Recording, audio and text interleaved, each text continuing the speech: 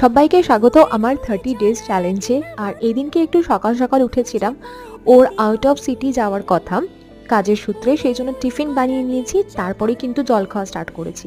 আর এইটুকুই জল খেয়ে উঠতে পেরেছিলাম। তারপরে জল খাবার খেয়ে স্নান ধুতি করে নিজের কাজগুলো সারছিলাম, সারতে সারতে আজকে একটু টুক করে রান্নাও করে নিয়েছিলাম। রান্না জানি না ঠিকই, কিন্তু মা বলে দিলে বেশ করে নিতে পারি আর কি, একরকমভাবে মানে খেয়ে নেওয়া যায়। দুপুর 2টো বাজতে কিছু মিনিট বাকি ছিল, আর তখন শেষ করেছিলাম ফার্স্ট বোতলটা। আর এইরকমভাবে আমার 1 লিটার কিন্তু কমপ্লিট হলো।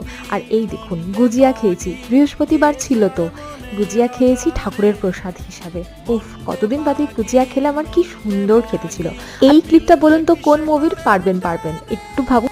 এদিকে রাত্রি 10টাও বাজেনি, এর মধ্যে আমি 3 লিটার জল কমপ্লিট করে ফেলেছি। খুব আনন্দ হয়েছে, দেখতেই পাচ্ছেন আনন্দটা। ডিনারের পরের জলটা নিয়ে 3.5 লিটার কমপ্লিট করেছি এই দিন।